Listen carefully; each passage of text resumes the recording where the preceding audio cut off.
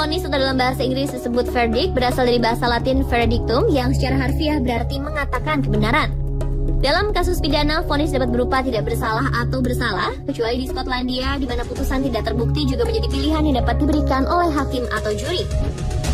Sebuah vonis bersalah dalam kasus pidana umumnya diikuti oleh keputusan tetap yang diberikan oleh hakim, yang pada gilirannya akan diikuti oleh hukuman sesuai hukum yang berlaku.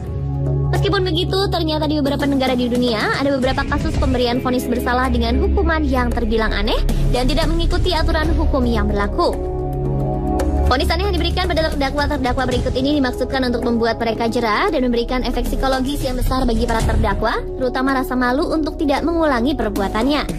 Dan inilah dia pemirsa beberapa vonis hukuman teraneh di dunia yang berhasil Spotlight rangkum.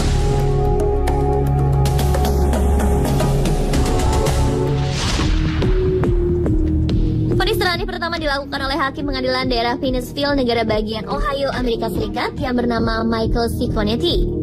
Hakim yang ini memang terkenal dengan vonis yang aneh. Seperti salah satu contohnya adalah pada tahun 2003, dua orang berusia 19 tahun yang mencuri dan merusak patung bayi Yesus di gereja Katolik Saint Anthony divonis harus berkeliling Fairport Harbor, Ohio sambil menggiring keledai yang dipasangi poster bertuliskan "Sorry for the jackass offense" atau yang berarti maaf atas pelanggaran yang sangat bodoh ini. Selain harus berkeliling kota, dua pelaku yang bernama Jessica Lange dan Brian Patrick ini juga harus mengganti patung yang telah mereka curi dan rusak, mengikuti hingga tuntas rehabilitasi obat-obatan terlarang, serta dipenjara selama 45 hari.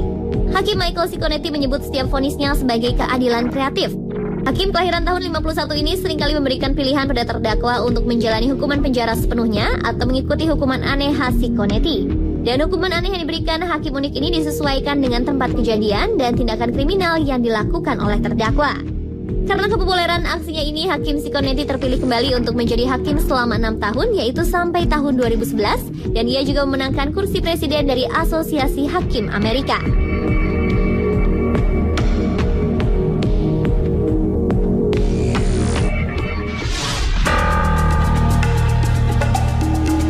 Vonis teraneh ketiga terjadi pada tahun 2005 di mana seorang wanita yang dituduh bersalah karena membiarkan dua kudanya kelaparan dan dihukum 30 hari penjara dengan hanya diberi makan roti dan air selama 3 hari pertama.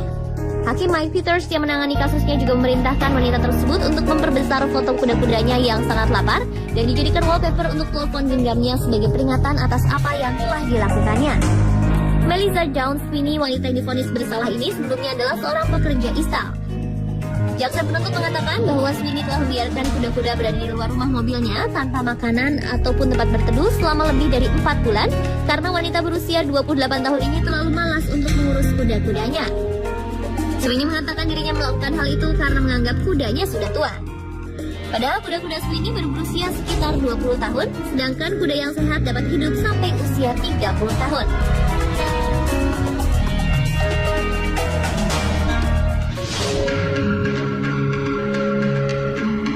Vonis teraneh yang keempat dialami oleh seorang remaja bernama Tyler Everett di negara bagian Oklahoma, Amerika Serikat.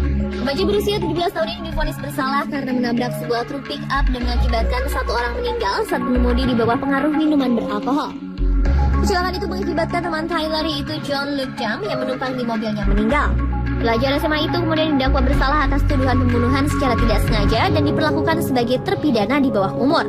Alred menyesal dengan perbuatannya dan dia berjanji ingin mengubah hidupnya. Keluarga korban ternyata juga tidak menghendaki Tyler Alred masuk penjara. Dengan bijak mereka mengatakan tidak mau melihat dua kehidupan terbuang sia-sia untuk satu kesalahan.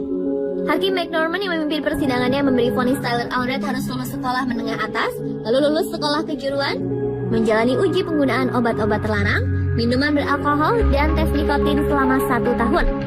Serta mengenakan gelang anti narkoba dan alkohol, mengikuti program untuk pelanggaran mengemudi di bawah pengaruh minuman beralkohol, dan hukuman yang terbilang unik dan aneh yaitu mengikuti kebaktian gereja selama 10 tahun.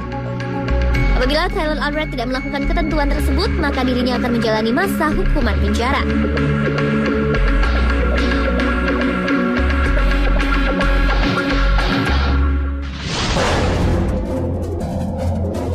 Vonis teraneh berikutnya terjadi di Uzbekistan. Negara yang menjadi sentra kapas ini tengah melakukan kampanye untuk mengatasi pekerja pemetik kapas di bawah umur yang sangat marak terjadi di negara tersebut. Semua usaha dilakukan karena adanya tekanan internasional yang mendorong negara Asia Tengah ini untuk mengurangi ketergantungan pada pekerja anak. Penggunaan pekerja anak pada ladang kapas memang cukup parah di Uzbekistan, di mana anak-anak dipaksa bekerja untuk menghasilkan kapas. Untuk itu, pemerintah mengajak mahasiswa, guru, dan pengusaha untuk ke ladang kapas saat bulan panen. Pada bulan ini juga, toko-toko dan kafe di wilayah penghasil kapas harus tutup mulai jam 7 malam untuk mencegah orang berbelanja dan mencari hiburan selama panen kapas. Sementara itu, koran pemerintah daerah Tasken Hakikati telah menerbitkan sebuah puisi yang isinya antara lain sebagai berikut. Jika Anda adalah seorang patriot tanah air, bergabung dengan bangsa ini, mengambil bagian dalam kampanye amal panen kapas. Ketiga hal ini dilakukan agar panen kapas dilakukan oleh orang dewasa dan bukannya anak-anak. Selain itu, sebagai tambahan dari kampanye amal panen kapas ini, pemerintah membuat peraturan yang terbilang unik dan aneh, yaitu bahwa siapapun yang melanggar lalu lintas di Uzbekistan akan dihukum memetik kapas selama sepekan jika mau surat izin mengemudi mereka dikembalikan.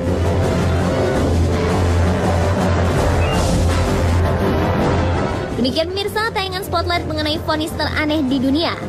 Mungkin beberapa vonis teraneh yang baru saja ditayangkan dapat memberi inspirasi kepada praktisi hukum di negeri ini untuk menentukan hukuman yang diberlakukan agar para pelaku kejahatan dari semua kalangan di Indonesia, baik dari tindak pidana korupsi hingga pelaku tawuran yang merajalela di negara kita, dapat lebih jera dan tidak mengulangi perbuatannya kembali.